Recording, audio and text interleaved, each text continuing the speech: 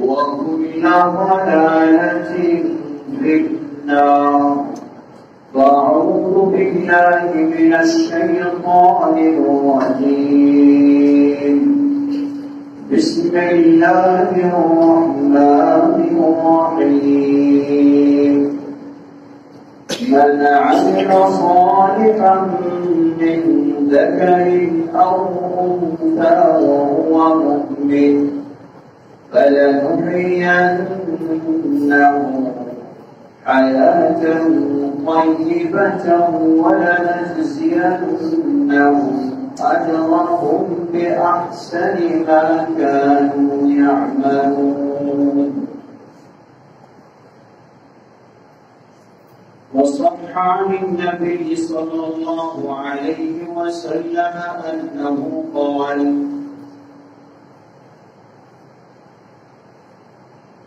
عن أبي هريرة رضي الله تعالى عنه أنه قال: من أسعد الناس بشفاعتك يوم القيامة يا رسول الله؟ قال: أسعد الناس بشفاعتي يوم القيامة من قال لا إله إلا الله خالصا من قلبه. رواه البخاري. الحمد لله. শুরুতে আমরা প্রশংসা করছি শ্রী আল্লাহ সুবহানাহু ওয়া তাআলা, যিনি সব কিছুর মালিক, যিনি সব কিছু করতে পারেন, যিনি সব ক্ষমতা রাখেন, যিনি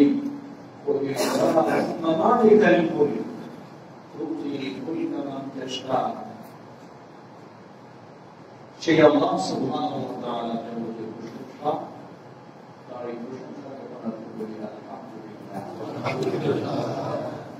অতঃপর অসংখ্য সালাত ও সালাম পেশ করছি প্রিয় রাসূল মুহাম্মদ সাল্লাল্লাহু আলাইহি ওয়াসাল্লাম, তার আসহাবে কিরাম, আহলে বাইত, শেষ দিবস পর্যন্ত তার প্রতিটি একনিষ্ঠ অনুসারী। সমবেত মুসলিম, মানুষ মনে করে আরাম, সুখ, শান্তি রয়েছে অর্থে। সুতরাং যে যত অর্থ উপার্জন করতে পারবে ততই সুখ শান্তি লাভ করতে পারবে। বিষয় কি তাই? হাজার হাজার কোটি টাকার মালিক হওয়ার পরেও বিছানাও হারিয়ে গেছে। অর্থই মানুষকে সুখ শান্তি দিতে পারে না। মানুষ মনে করে ক্ষমতা আরো কিছু হইতে পারে মানুষের সুখ শান্তি নিয়ে আসবে।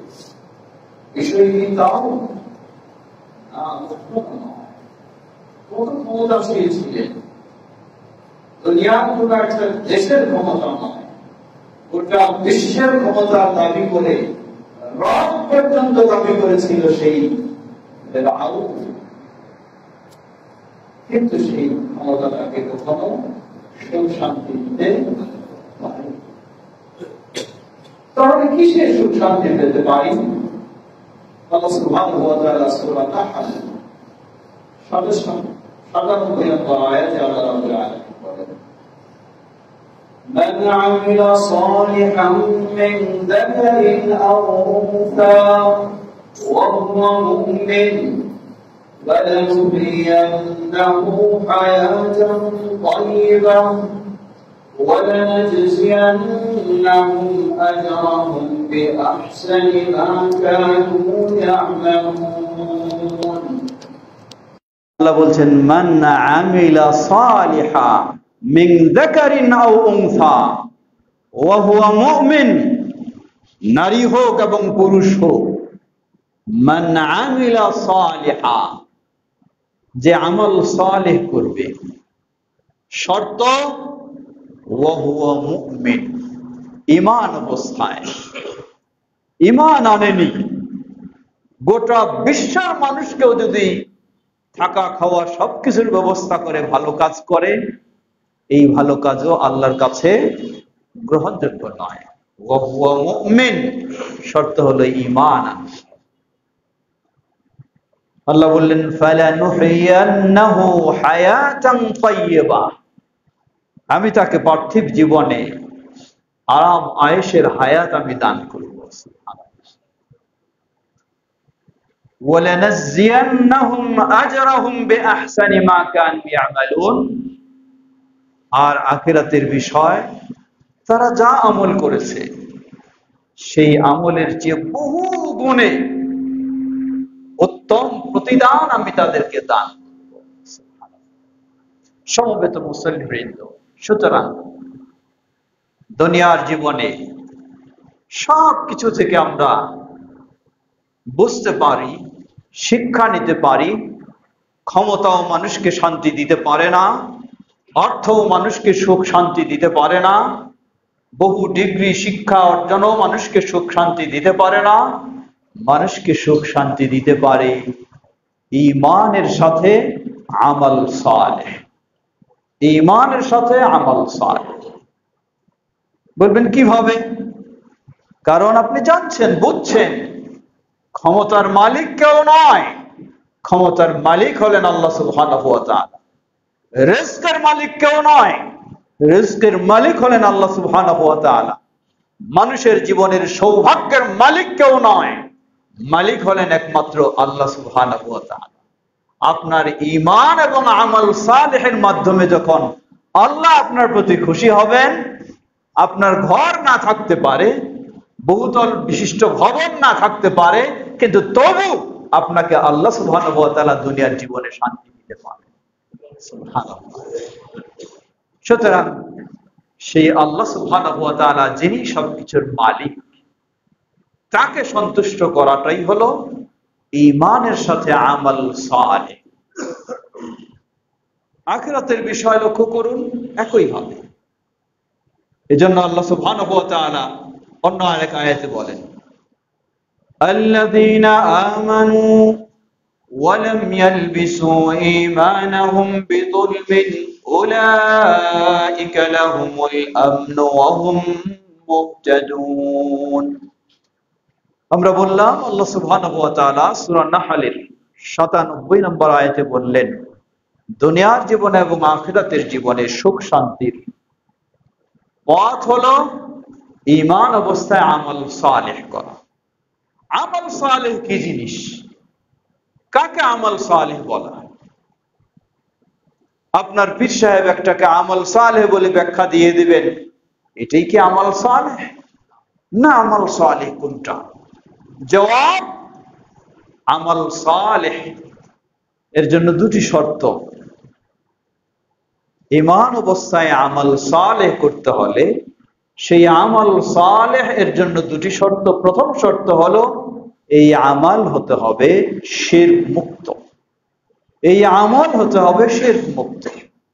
আল্লাহ সুবহানাহু ওয়া তাআলা বলেন, আল্লাযীনা আমানু ওয়া লাম ইয়ালবিসু ঈমানাহুম বিযুলম উলাইকা লাহুমুল আমনু ওয়া হুম মুহতাদুন।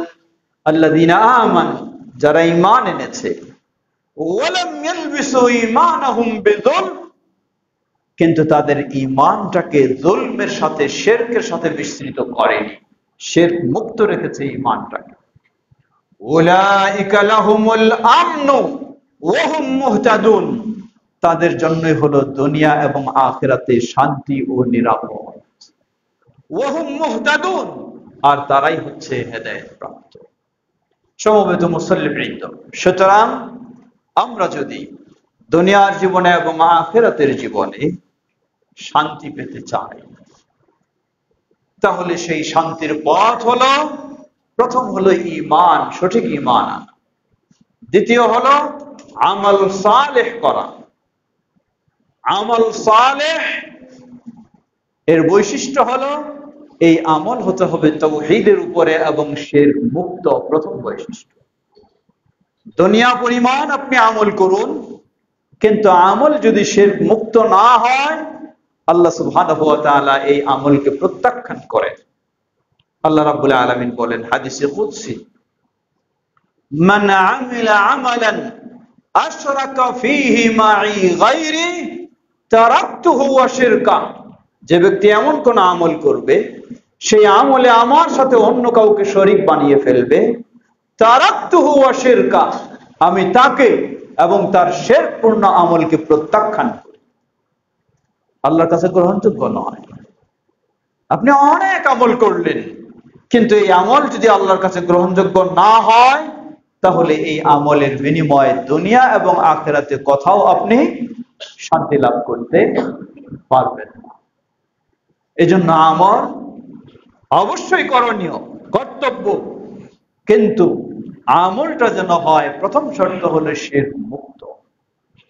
আজকে আহলুল হাদিসেরা তাদের শুরু শেষ সব সময়, যেই যুগেই বলেন, যেই সময়ে বলেন, তাদের বক্তব্য রাষ্ট্র কিভাবে দখল করব এটা নয়, তাদের বক্তব্য আমল কিভাবে শিরক মুক্ত করব। রাষ্ট্র দখল আপনার নাও হতে পারে, আসতেও পারে, হতেও পারে, নাও হতে পারে, এটি আপনার সফলতার চাবিকাঠি নয়, এটি আপনার দুনিয়া ও আখিরাতের সফলতার বিষয় নয়। দুনিয়া ও আখিরাতের সফলতার বিষয় হলো শিরক মুক্ত ঈমান, শিরক মুক্ত আমল। গোটা বিশ্ব আপনি আপনার অধীনে পেয়ে গেলেন, কিন্তু এই বিশ্ব যদি শিরক মুক্ত না হয়, তাহলে আপনার এই বিশ্ব পাওয়া আর ফেরাউনের বিশ্ব পাওয়া কোনোই পার্থক্য নেই, কোনোই পার্থক্য নেই। সুতরাং সর্বপ্রথম শর্ত, সেটি আপনাকে মনে রাখতে হবে, আপনার ঈমান এবং আমল যেন অবশ্যই শিরক মুক্ত হয়।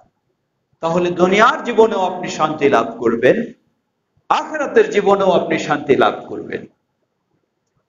সহিহুল বুখারীর হাদিস, প্রসিদ্ধ সাহাবী আবু হুরায়রা রাদিয়াল্লাহু তাআলা আনহু, তিনি রাসূল সাল্লাল্লাহু আলাইহি ওয়াসাল্লামকে প্রশ্ন করলেন, বললেন, মান আসআদুন নাসি বিশাফাআতিকা ইয়াউমাল কিয়ামা ইয়া রাসূলুল্লাহ।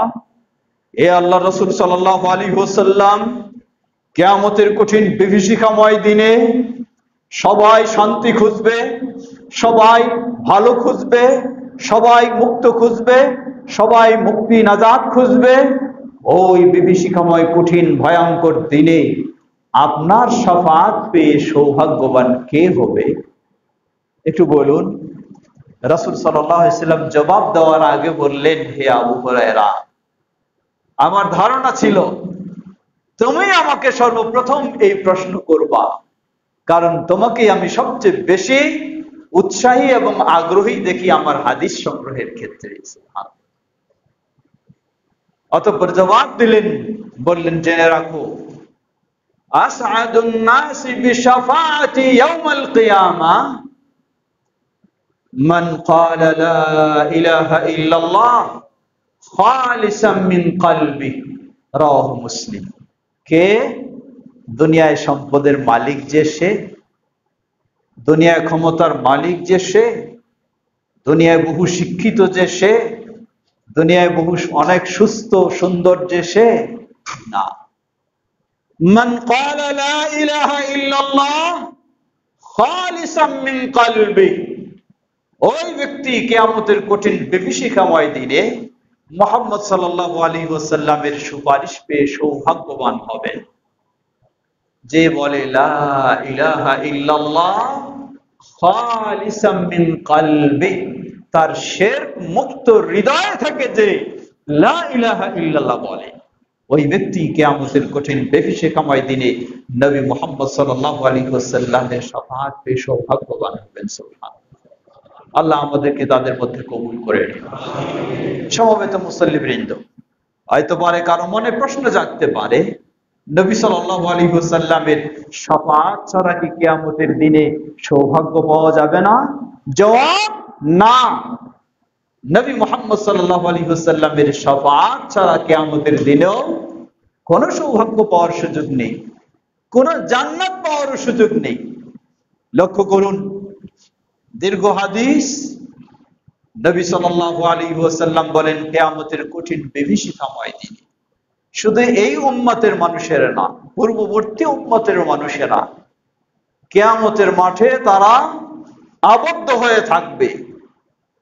তারা জান্নাতে যেতে পারবে, সেই আমল তাদের আছে, কিন্তু প্রয়োজন শুধু একটু সুপারিশের।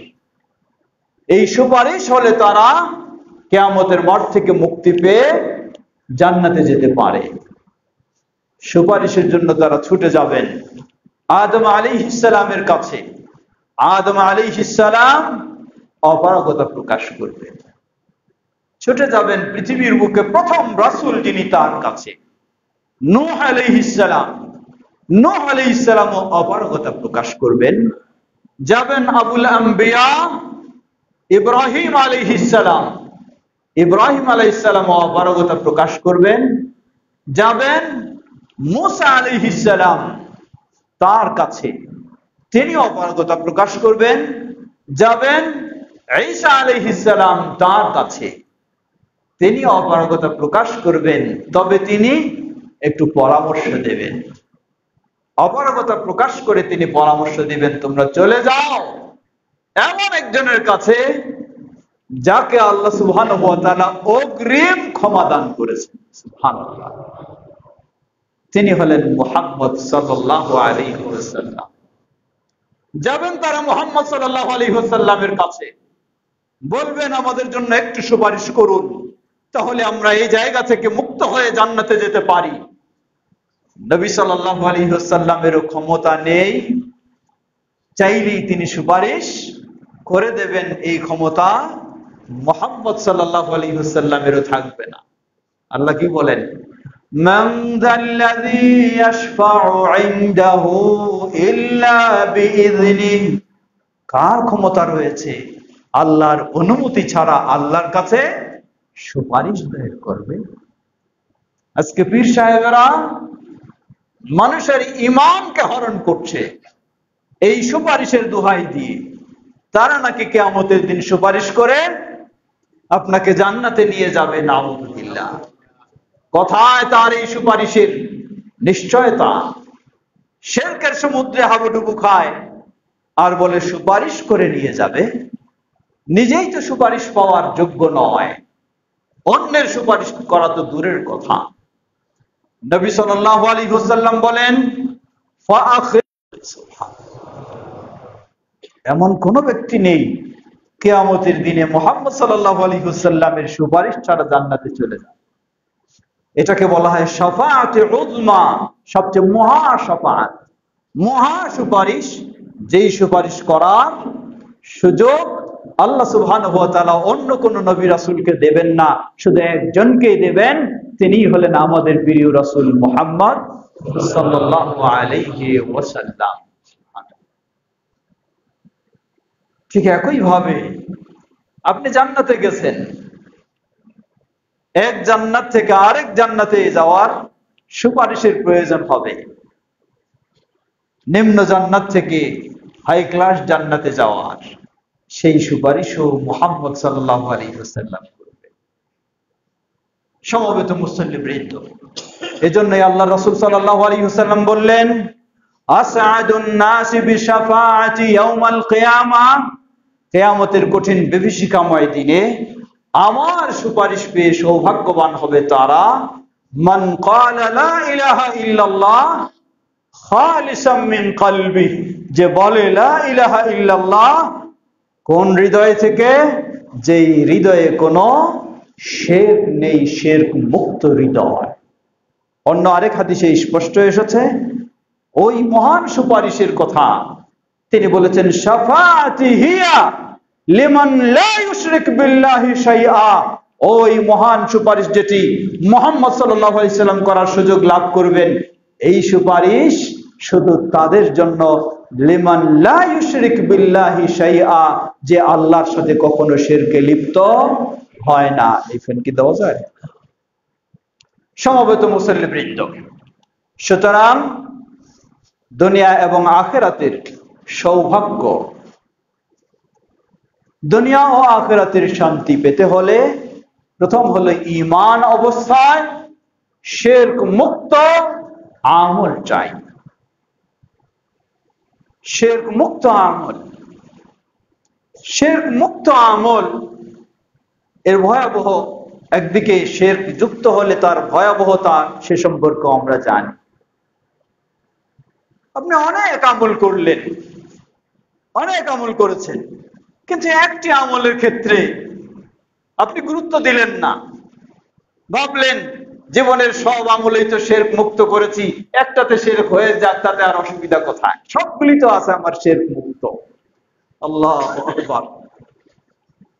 আল্লাহ সুবহানাহু ওয়া তাআলা কি বলেন? আল্লাহ বলেন, ওয়ালাউ আশরাকু লাহাবিতা আনহুম মা কানু ইয়ামালুন। জীবনে গোটা জীবনটা শিরক মুক্ত আমল করেছে, ভালো আমল করেছে, কিন্তু একবার গিয়ে সেই সাহসে যে গোটা জীবনটাই তো আমার শিরক মুক্ত ছিল, একটা শিরক হোক না, অসুবিধা কোথায়? লা হাওলা ওয়ালা কুওয়াতা ইল্লা বিল্লাহ। আল্লাহ বলছেন, ওয়ালাউ আশরাকু লাহাবিতা আনহুম মা কানু ইয়ামালুন। দীর্ঘ 50-60 বছর ধরে আপনি আল্লাহর ইবাদত করেছেন, শিরক মুক্ত হয়ে ভালোভাবে ইবাদত করেছেন, অতঃপর যে কোনো এক সুযোগে, যে কোনো এক সময়ে আপনি স্বেচ্ছায় শিরকে আপনি লিপ্ত হয়েছেন। আল্লাহ বললেন, এর কারণে অতীত জীবনের সব আমল আল্লাহ রাব্বুল আলামিন বরবাদ করে দেবেন। অতীত জীবনের সব আমল যতই আপনি শিরক মুক্ত করেন। সমবেত মুসলিমবৃন্দ, এজন্য একজন মুসলিম সাধ্যপক্ষে তার জীবনের সকল ক্ষেত্রে তাকে অবশ্যই চেষ্টা করতে হবে যেন সে শিরক মুক্ত আমল করতে পারে। আমল কম হতে পারে ফরজ ব্যতীত, ফরজ তো ফরজেই যা আছে সে পরিমাণে আপনাকে করতে হবে, কিন্তু ফরজ ব্যতীত অন্যের ক্ষেত্রে কম হতে পারে, কিন্তু কখনো যেন শিরক যুক্ত আমল না হয়, হতে হবে সর্বদাই শিরক মুক্ত। আল্লাহ সুবহানাহু ওয়া তাআলা শিরক মুক্ত আমলের মধ্য দিয়ে দুনিয়ার জীবনে এবং আখিরাতের জীবনে শান্তি লাভ করার তৌফিক দান করুন। ওয়া আখিরু দাওয়ানা আলহামদুলিল্লাহি রাব্বিল আলামিন। সাল্লাল্লাহু আলাইহি ওয়া সাল্লাম।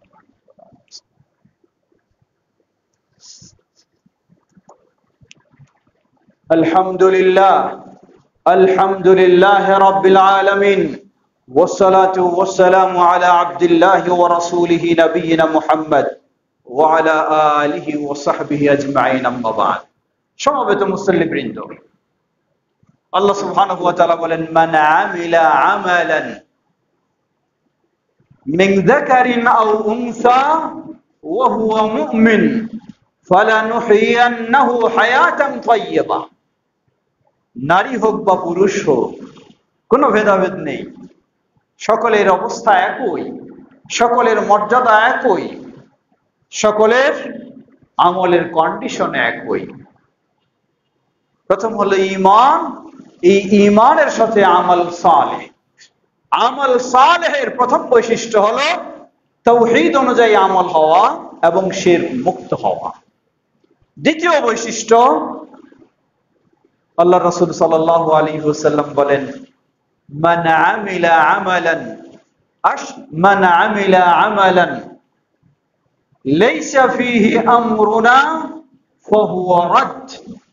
যে এমন কোন আমল করবে যে আমলের ক্ষেত্রে আমাদের কোন নিয়ম নীতি নির্দেশনা নেই, ফাহুয়া রাদ্দুন।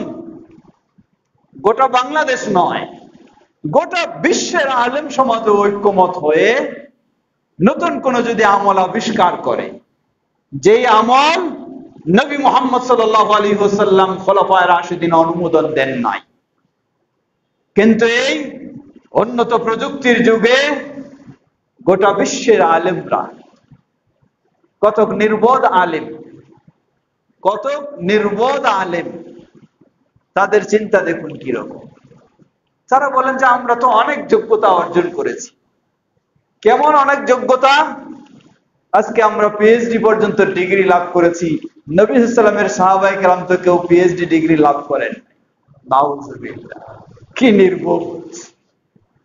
নির্বোধ! তার ইলম দিয়ে সে নিজেকেও উপকৃত করতে পারেনি, তার জ্ঞান দিয়ে নিজেকেও সে আলোকিত করতে পারেনি। সে মূর্খতার অন্ধকারে এখন রয়েছে, যতই সর্বোচ্চ ডিগ্রি সে অর্জন করুক না কেন। তাই গোটা বিশ্বের যদি এই ধরনের হাই কোয়ালিটির আলেমগণ ঐক্যমত হয়ে এমন কোন আমল দিয়ে দেন যেই আমল নবী মুহাম্মদ সাল্লাল্লাহু আলাইহি ওয়াসাল্লাম খোলাফায়ে রাশিদিন থেকে অনুমোদিত নয়, তাহলেও সেই আমল আপনাকে কখনো শান্তির পথ দিতে পারে না। সেই আমল আপনাকে দুনিয়ার জীবনে অশান্তি এবং আখিরাতের জীবনেও আপনাকে ভয়াবহতার দিকে নিয়ে যাবে। লক্ষ্য করুন নবী সাল্লাল্লাহু আলাইহি ওয়াসাল্লাম কিভাবে গুরুত্ব বুঝালেন। সহিহুল বুখারীর হাদিস, তিনি বলেন, ইন্নী ফারাতুকুম আলাল হাউজ, জেনে রাখো তোমাদের জন্য আমি সেই হাউজের কাছে গিয়ে আগেই অপেক্ষা করব, তোমাদেরকে স্বাগতম জানাবো। সুবহানাল্লাহ। মান শারিবা লাম ইয়াযবা আবাদা, সেই হাউজের বর্ণনা নবী সাল্লাল্লাহু আলাইহি ওয়াসাল্লাম দিলেন। তার দৈর্ঘ্য এই থেকে এই পর্যন্ত, প্রশস্ত এই থেকে এই পর্যন্ত। পানিটা কেমন? আবিয়াদু মিনাল লাবানি, দুধ যেমন সাদা তার চেয়েও স্বচ্ছ সাদা হলো সেই পানি। আহলা মিনাল আসলি, আসাল মধু যেমন মিষ্টি তার চেয়েও আরো বহু মিষ্টি। পানপাত্রের সংখ্যা হলো, আকাশের দিকে তাকালেন, এই আকাশে অগণিত অসংখ্য যেমন তারকা, ওই হাউজের পানপাত্রগুলিও হবে সেই রকম অগণিত অসংখ্য। মান শারিবা লাম ইয়াজমা আবাদা, যে একবার পানি পান করবে, লাম ইয়াজমা আবাদা, কিয়ামতের কতই বিভীষিকাময় পরিবেশ হোক না কেন, কোনদিন সে আর পিপাসা অনুভব করবে না। সুবহানাল্লাহ। আল্লাহ আমাদেরকে কবুল করে নিচ্ছেন। এখানে আপনাকে খেয়াল রাখতে হবে, আপনি খালি আমিন বললে হবে না, আপনাকে কিছু কাজ করতে হবে। নিজের ইচ্ছা মতো আমল করবেন, সব কামানোর জন্য চিন্তা করবেন, আর বলবেন আমিন ওই হাউজের পানি পান করার জন্য, এত সহজ নয়। আল্লাহ রাসূল সাল্লাল্লাহু আলাইহি ওয়াসাল্লাম বললেন, আমি সেখানে তোমাদের আগে গিয়ে অবস্থান করব স্বাগতম জানানোর জন্য। লা ইয়ারিদান্না আলাইয়া আকওয়াম, দলে দলে মানুষেরা আমার সামনে আসবে, দলে দলে মানুষেরা আসবে, এসে তারা পানি পান করবে। হঠাৎ একদল আসবে, ফায়ুহালু বাইনি ওয়া বাইনাহুম, আমি তাদেরকে চিনছি, তারা আমার উম্মত, তারাও আমাকে চিনতেছে, আমি তাদের নবী, কিন্তু তাদের এবং আমার মাঝে একটা আড়াল তৈরি করে দেওয়া হবে, হাউজের কাছে তারা পৌঁছতে পারবে না। নবী সাল্লাল্লাহু আলাইহি ওয়াসাল্লাম কিভাবে চিনবেন? তাদের বংশ দেখে নাকি দেখে? জবাব, নবী সাল্লাল্লাহু আলাইহি ওয়াসাল্লামের উম্মতের একটি বৈশিষ্ট্য হলো, যারা সালাতের জন্য ওযু করে, কিয়ামতের কঠিন বিভীষিকাময় দিনে তাদের ওযুর অঙ্গগুলি চমকাতে থাকবে। এই চমকানো দেখে, এই আলামত দেখে নবী সাল্লাল্লাহু আলাইহি ওয়াসাল্লাম তাদেরকে চিনবেন যে এরা হলো আমার উম্মতের মানুষ। আল্লাহু আকবার, বিষয়টা কত কঠিন দেখবেন। এর মানে কি বোঝায়? তারা কি বেনামাজি ছিল, বেদিন ছিল? না, তারা নামাজি ছিল, ওযু করত, সবকিছুই, যার ফলে এই ওযুর আলামতগুলি কিয়ামতের মাঠে তাদের ভেসে এসেছে। এগুলি দিয়ে চিনছেন নবী সাল্লাল্লাহু আলাইহি ওয়াসাল্লাম তারা উম্মত। কিন্তু এই আড়াল তৈরি হয়ে যাওয়ার কারণে পানি পান করার সুযোগ লাভ করবে না। নবী সাল্লাল্লাহু আলাইহি ওয়াসাল্লাম তাদের প্রতি সদয় হয়ে জিজ্ঞাসা করবেন দায়িত্বশীল ফেরেশতাদেরকে, কি ব্যাপার, কারণটা কি? আমি চিনছি তাদেরকে, তারা আমার উম্মত, আর তারা আমাকে চিনছে, এরপরে তোমরা কেন বাধা দিয়ে রাখছো? তারা জবাব দিবেন, ফাইন্নাকা লা তাদরি মা আহদাসু বা'দাক, হে নবী, সত্যি তারা আপনার উম্মত, আপনি চিনছেন, তারাও আপনাকে চিনছে, কিন্তু আপনি জানেন না আপনার রেখে যাওয়া দিন এর ব্যাপারে তারা নতুন নতুন কি আবিষ্কার করেছে, এই বিষয়টি তো আপনি জানেন না। এই অপরাধের কারণে আজকে তারা এই হাউস থেকে বঞ্চিত হচ্ছে, হাউজের পানি পান করা থেকে। যখন এই নবী সাল্লাল্লাহু আলাইহি ওয়াসাল্লামকে এই তথ্য বলে দেওয়া হবে যে এই অপরাধের কারণে তাদেরকে সুযোগ দেওয়া হচ্ছে না, সাথে সাথে নবী সাল্লাল্লাহু আলাইহি ওয়াসাল্লামও যখন তিনি সদয় ছিলেন, এখন তিনি ক্ষিপ্ত হয়ে তিনি বলবেন, সুহকান সুহকান লিমান গায়্যারা বাদি, দূর হও তারা যারা তোমরা আজকে আমার রেখে যাওয়া দিনকে তোমরা বিকৃত করেছো। সমবেত মুসলিম, এজন্য দুনিয়া ও আখিরাতের সফলতার জন্য ঈমানের সাথে আমাল সালেহ এর দুটি বৈশিষ্ট্য। প্রথম বৈশিষ্ট্য হলো আমল হতে হবে তাওহীদের সাথে শিরক মুক্ত। দ্বিতীয় বৈশিষ্ট্য হলো এই আমল হতে হবে সুন্নাহর সাথে বিদআ মুক্ত। সুন্নাহর সাথে বিদআ মুক্ত। মনে রাখবেন, সুন্নাহর আমলগুলি মানুষ যত আগ্রহী হবে তার চেয়ে বেশি আগ্রহী হবে বেদাতি আমলের দিকে। কারণ বেদাতটা মানুষের কাছে ইবলিস মানুষকে আকৃষ্ট করার জন্য সেভাবে রংচং দিয়ে আপনার সামনে উপস্থাপন করবে। এজন্য প্রসিদ্ধ মুহাদ্দিস ইমাম সুফিয়ান সাউরি রাহিমাহুল্লাহ তিনি বলেন, আল বিদআতু আহাব্বু ইলা ইবলিস মিনাল মাসিয়া। ইবলিসের কাছে প্রকাশ্য গুনাহের কাজগুলির চেয়ে বেদাতের কাজটা হলো অনেক প্রিয়। কারণ এই বেদাতি আমল দিয়ে মানুষকে তার ঈমানটাকে নষ্ট করা যায়, মানুষকে দুনিয়া এবং আখিরাতে সফলতা থেকে বঞ্চিত করা যায়, মানুষকে পথভ্রষ্টতার দিকে নেওয়া যায়।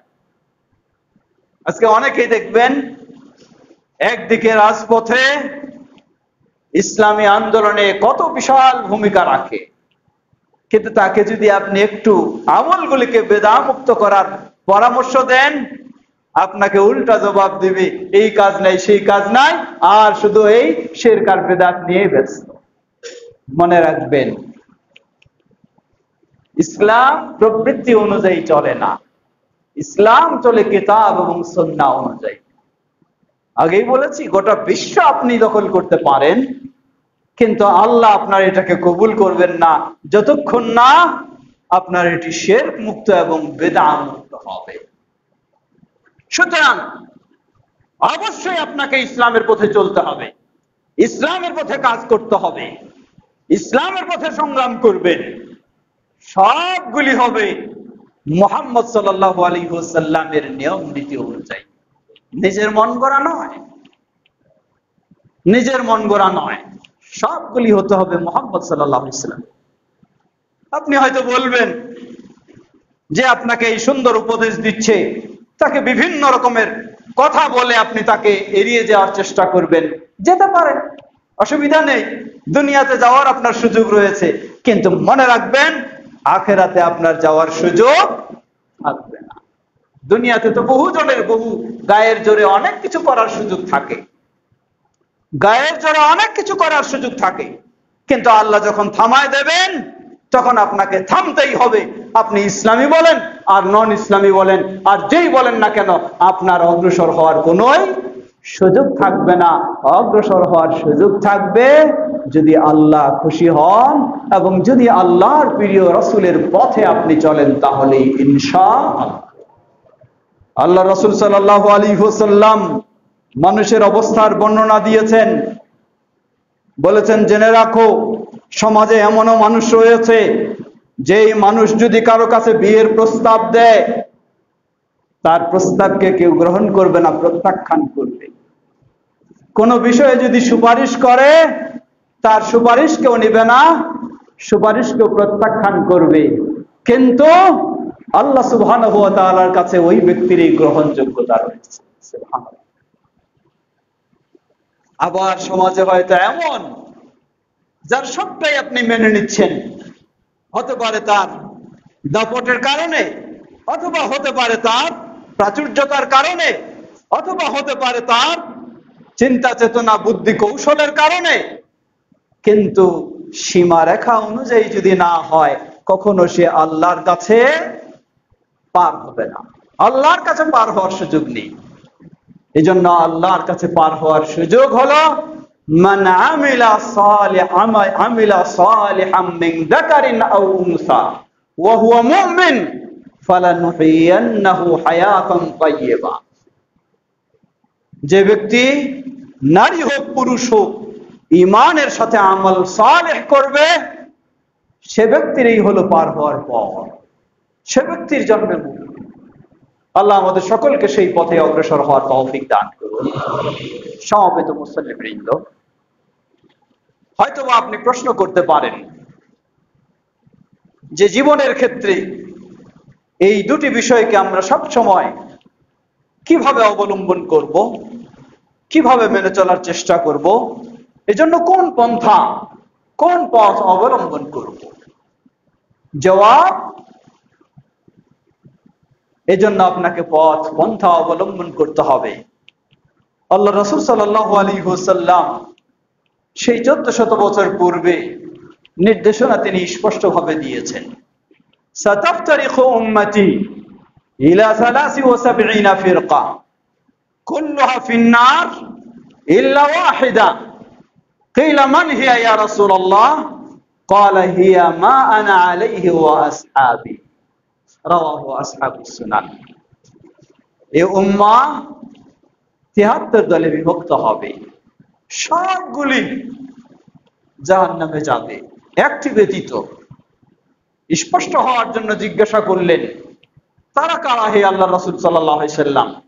বললেন, হিয়া মা আনা আলাইহি ওয়া আসহাবি, আমি এবং আমার সাহাবায়ে কেরাম যেই পথে, ওই পথে যারা, তারাই হচ্ছে মুক্তির পথে। আজকে আহলুল হাদিসদের হলো এই দাওয়াত, আহলুল হাদিসদের এই আহ্বান, আহলুল হাদিসদের এটাই বক্তব্য। আপনি কত দূর অগ্রসর হতে চান? অগ্রসরে আপনার সফলতা নেই, আপনার সফলতা হলো এই পথেই আপনাকে ফিরে আসতে হবে, এই পথেই আপনাকে হাঁটতে হবে, এই পথেই আপনাকে চলতে হবে, না হলে কখনো আপনি সফলতাকে নিশ্চিত করতে পারবেন না। এটি আহলুল হাদিসদের দাওয়াত। আমাদের এই কেন্দ্রীয় আহলুল হাদিস খুলশী জামে মসজিদ এর দাওয়াত হলো সেটাই। বিষয়টি স্মরণ করে দিতে চাই,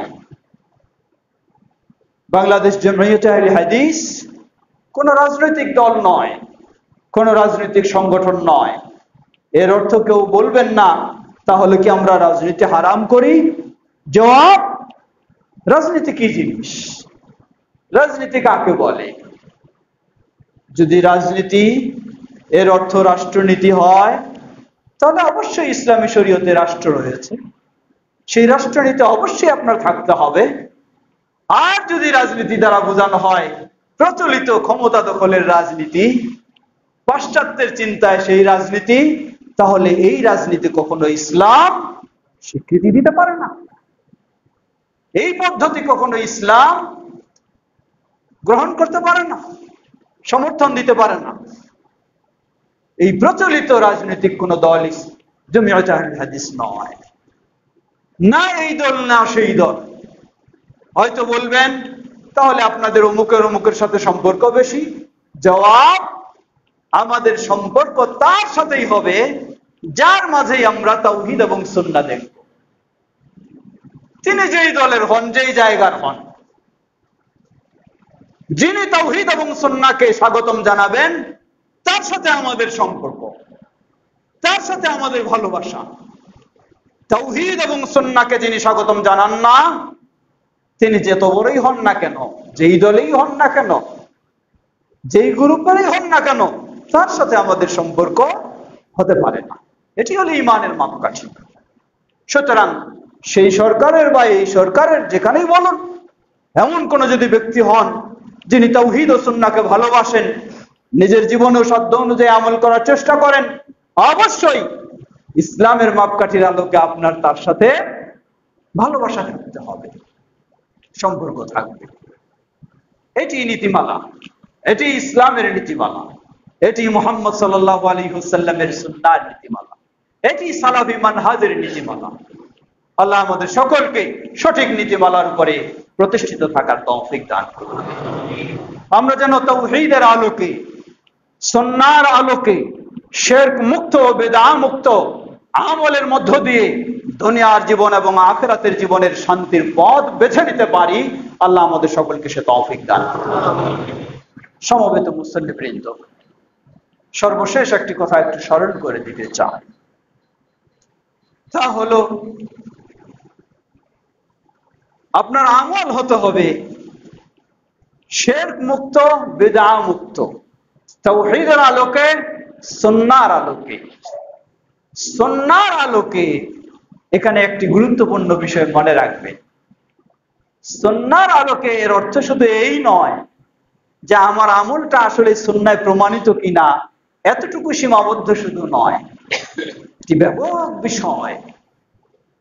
একদিকে আপনার আমলটা সুন্নাহর আলোকে হচ্ছে কিনা, দলিলের আলোকে আছে কিনা, এটি তো অবশ্যই প্রমাণ নিশ্চিত করবে।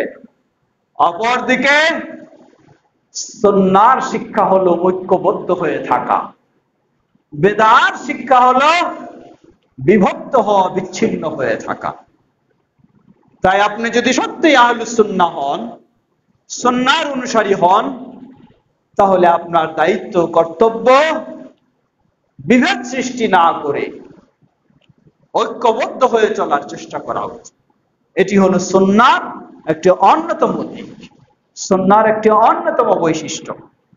উল্লেখযোগ্য আকীদার গ্রন্থগুলি পড়ে দেখবেন, সবগুলি একটি গুরুত্বপূর্ণ পয়েন্ট পাবেন, সেটি হলো আহলুস সুন্নাহর বৈশিষ্ট্য হলো তারা ঐক্যবদ্ধ হয়ে থাকে।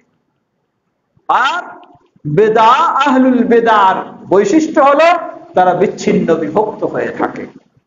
সুতরাং আমরা আহ্বান জানাবো, আপনার সাথে আমার মতের মিল শতভাগ নাও থাকতে পারে, কিন্তু সুন্নাহর স্বার্থে আমার সাথে আপনার সম্পর্ক গড়ে তুলতেই হবে। কোন দলিল বুঝার ক্ষেত্রে আপনি ভিন্ন সাইড নিতে পারেন, আমি ভিন্ন সাইড নিতে পারি, এর অর্থ এই নয় সব আমলের দিকে আপনার আমার, সব আমলে আপনার আমার মিল রয়েছে। একটা জায়গায় একটা দলিল বুঝার ক্ষেত্রে আপনি একটু ভিন্ন পথে গেলেন, আমি একটু ভিন্ন দিক গেলাম, যতটুকু যাওয়ার সুযোগ রয়েছে। আর এটাকে চিন্তা করে আপনি একটি ভিন্ন প্ল্যাটফর্ম তৈরি করে একটা আলাদা দল তৈরি করে ফেললেন, এমনটি কখনো সুন্নাহ বলে না, কখনো এটি সুন্নাহ বলে না। লক্ষ্য করুন সাহাবায়ে কেরামদের অবস্থা। রাসূল সাল্লাল্লাহু আলাইহি ওয়াসাল্লামের অবর্তমানে সাহাবায়ে কেরামদের মাঝে কিছু কিছু দলিলের ক্ষেত্রেও বোঝার ভিন্নতা ছিল। সেই প্রসিদ্ধ সাহাবী ওসমান ইবনে আফফান রাদিয়াল্লাহু আনহু যখন খলিফা, সেই হজ্জের ময়দানে রাসূল সাল্লাল্লাহু আলাইহি ওয়াসাল্লামের সুন্নাহ অনুযায়ী নিয়ম হলো মিনা এবং আরাফায়, মুজদালিফায় 4 রাকাত সালাতগুলি 2 রাকাত পড়া। কিন্তু ওসমান রাদিয়াল্লাহু আনহু তিনি তার ইজতিহাদে বিশেষ কারণে 4 রাকাতকে 4 রাকাতেই পড়লেন। এখনো অনেক সাহাবী রয়েছেন, বেশ কিছু সাহাবী, প্রসিদ্ধ সাহাবী আব্দুল্লাহ ইবনে মাসউদ রাদিয়াল্লাহু আনহুর কাছে গিয়ে আপত্তি পেশ করলেন, বললেন রাসূল সাল্লাল্লাহু আলাইহি ওয়াসাল্লাম 4-এর জায়গায় 2 পড়েছেন, আবু বকর রাদিয়াল্লাহু আনহু 4-এর জায়গায় 2 পড়েছেন, ওমর রাদিয়াল্লাহু আনহু 4-এর জায়গায় 2 পড়েছেন, আর উসমান রাদিয়াল্লাহু আনহু এই পড়তেছেন, আর আপনার মতো ব্যক্তি এখানে আছেন, কোনো প্রতিবাদ জানাচ্ছেন না। ওমর আব্দুল্লাহ ইবনে মাসউদ রাদিয়াল্লাহু আনহু কি জবাব দিলেন? তার সুন্নাহর জ্ঞান ভালো ছিল না, তাই না? নাউযুবিল্লাহ। তিনি হয়তো সুন্নাহ বুঝতেন না, এইজন্য এই জবাব দিলেন। বললেন যে ওয়াল খিলাফু শার, বললেন যে ওয়াল খিলাফু শাররুন, যা হয়েছে করেছেন উনি, তার চেয়ে আমি যদি বিরোধ তৈরি করতে যাই এটি হলো আরো নিকৃষ্ট কাজ। তাই তিনি নীরব হয়ে বিষয়টাকে ছেড়ে দিলেন। মনে রাখবেন, আমাদের একদিকে অনেক সময় আমি বলি, একদিকে ভালো দিক হলো আল্লাহ সুবহানাহু ওয়া তাআলা আমাদেরকে শিরক থেকে তাওহীদের পথ দেখিয়েছেন, বেদাত থেকে সুন্নাহর পথ দেখিয়েছেন, অনেক ত্যাগ স্বীকার করে আপনি এসেছেন, এটি আলহামদুলিল্লাহ বিরাট সুসংবাদের বিষয়। কিন্তু সমস্যার বিষয় হলো আমরা যখন সুন্নাহর পথে হাঁটি, এমন বোঝার চেষ্টা করি তখন বিভেদ সৃষ্টি বেশি চেষ্টা করি। এটি কখনো উচিত নয়, কখনো এমন হওয়া উচিত নয়। এই জন্য সবসময় আমাদের মডেল হলেন নবী মুহাম্মদ সাল্লাল্লাহু আলাইহি ওয়াসাল্লাম, খোলাফায়ে রাশিদিন, সাহাবায়ে কেরাম। তাই নিজের মন মতো দলিল বোঝা উচিত নয়, নিজের মন মতো দলিল বোঝা উচিত নয়। দলিল বুঝতে হবে সাহাবায়ে কেরাম সালাফগণ যেভাবে বুঝেছেন সেভাবেই দলিল বুঝতে হবে। এটাও হলো সুন্নাহর একটি অন্যতম নীতিমালা, সুন্নাহ অনুসরণের অন্যতম একটি নীতিমালা। আল্লাহ আমাদের সকলকে সেই বিষয়গুলি উপলব্ধি করে যেন আমরা সেভাবেই পরস্পরের প্রতি আন্তরিকতা প্রদর্শন করে চলতে পারি। আল্লাহ আমাদের সকলকে সে তৌফিক দান করুন। খুব দুঃখ লাগে, বিশেষ করে এই বৃহত্তর অঞ্চলে, বৃহত্তর বরিশাল বলুন, চট্টগ্রাম বলুন, যেখানে আমাদের এই ধরনের সালাফি বা আহলে হাদিস মসজিদ খুঁজে পাওয়া যায় না। হঠাৎ যখন একটা হয় কোনোভাবে, তখন কিছু ভাইয়েরা মনে করেন বাইরে এই দাওয়াতটাকে ছড়িয়ে দেওয়া যতটুকু গুরুত্ব রয়েছে তার চেয়ে বেশি গুরুত্ব হলো পরস্পরের মাঝে একটু দূরত্ব তৈরি করা। এইভাবে কাজ শুরু করে। দেখা যায় কিছুদিন পর তাদের এই পারস্পরিক দুর্বলতার কারণে, পারস্পরিক অমিলের কারণে যারা চায়নি এই মসজিদ, তারা এই মসজিদটাকে নষ্ট করার পথটা বেছে নিতে পারে। বাস্তব হয় সেগুলি। তাই অনুরোধ জানাবো, আপনার সাথে আরেকজনের মতের মিল শতভাগ হয়ে যেতে হবে এমনটা নাও হতে পারে। দুই একটি বিষয় ভিন্নতা থাকতেও পারে, অসম্ভব নয়। কিন্তু এটাকে কেন্দ্র করে আপনি বড় ক্ষতি ডেকে নিয়ে আসবেন এমনটা যেন কোথাও কোন মুসলিমের না হয়, সুন্নাহর অনুসারীর আচরণ যেন এমন না হয়। আল্লাহ আমাদের সকলকে সেটি উপলব্ধি করে সেভাবে আন্তরিকতা প্রদর্শনের তৌফিক দান করুন। ইবাদাল্লাহ রাহিমাকুমুল্লাহ, আল্লাহুম্মা সাল্লি আলা মুহাম্মদ ওয়া আলা আলি মুহাম্মদ কামা সাল্লাইতা আলা ইব্রাহিম ওয়া আলা আলি ইব্রাহিম ইন্নাকা হামিদুম মাজিদ। আল্লাহুম্মা বারিক আলা মুহাম্মদ ওয়া আলা আলি মুহাম্মদ كما باركت على إبراهيم وعلى آل إبراهيم إنك حميد مجيد. اللهم ارض عن الخلفاء الراشدين وعن سائر أصحاب نبيك الكريم. اللهم أعز الإسلام والمسلمين واخذل الكفرة والمشركين ودمر ديارهم. এ আল্লাহ আমাদের দেশ সহ পৃথিবীর সর্বত্র ইসলাম ও মুসলিমদেরকে সমুন্নত করুন। পৃথিবীর সর্বত্র মুসলিমদেরকে কোরআন ও সুন্নাহর আলোকে ইসলাম মেনে চলার তৌফিক দান করুন। বিশ্বব্যাপী নির্যাতিত মাজলুম মুসলিমদেরকে আল্লাহ হেফাজত করুন, তাদেরকে ঈমানের উপর ধৈর্য ধারণ করার তৌফিক দান করুন। ইসলাম বিরোধী শক্তিকে আল্লাহ, তাদের ষড়যন্ত্রে আল্লাহ তাদেরকে ধ্বংস করে দিন। সেই নির্যাতিত মাজলুম ফিলিস্তিনবাসীকে আল্লাহ হেফাজত করুন। সেই ঘাতক সন্ত্রাসী ইহুদি ও তাদের যারা সঙ্গী, তাদেরকে আল্লাহ, তাদের ষড়যন্ত্রে আল্লাহ তাদেরকে ধ্বংস করে দিন। মুসলিমদেরকে, আমাদের দেশেরও সর্বস্তরের মানুষকে ইসলামের পথে চলার তৌফিক দান করুন। এদেশেও ইসলামী পরিবেশ আল্লাহ আমাদের জন্য কবুল করে নিন। সে পথে আমাদের সকলকে চলার তৌফিক দান করুন। আমাদের মাঝে উপস্থিত অনুপস্থিত অনেকে অসুস্থ রয়েছে। আমার বাবাও দীর্ঘদিন যাবৎ খুবই অসুস্থ। আল্লাহ সকল অসুস্থদেরকে পরিপূর্ণ সুস্থতা দান করুন। আজকে আমরা যে মসজিদে সুন্দরভাবে সালাত আদায় করছি, এই মসজিদের পিছনে যাদের অবদান রয়েছে তাদের কেউ বিদায় নিয়ে চলে গেছেন, কেউ বেঁচে রয়েছেন। আল্লাহ সকলকে তাদের পরিপূর্ণ জাযায়ে খায়ের দান করুন। তাদের এই অবদানকে আল্লাহ কবুল করে নিন। আমাদের কাছে এটি আমানত হিসাবে যেন আমরা ঐক্যবদ্ধ হয়ে সুন্দরভাবে এর পিছনে ভালো ভূমিকা রাখতে পারি। সকলে আল্লাহ আমাদের সবাইকে সে তৌফিক দান করুন। আমাদের মাঝে উপস্থিত অনুপস্থিত যারা বিপদগ্রস্ত, আল্লাহ সকলকে বিপদ থেকে মুক্তি দান করুন। অনেকে বাবা মা ভাই বোন প্রিয়জন বিদায় নিয়ে চলে গেছেন, আল্লাহ সেই মুসলিমদের ভুল ত্রুটি ক্ষমা করে তাদেরকে জান্নাতুল ফিরদাউস নসিব করুন। দেশের কল্যাণেও যারা ক্ষতিগ্রস্ত হয়েছেন, বিদায় নিয়েছেন, আল্লাহ তাদের সেই মুসলিমদের ভুল ত্রুটি ক্ষমা করে জান্নাতুল ফিরদাউস নসিব করুন। আমরা যেন গোটা জীবন ঈমানের উপরে থেকে ঈমানের সাথে আমাদের বিদায় হয়, আল্লাহ আমাদের জন্য সেটি কবুল করে নিন।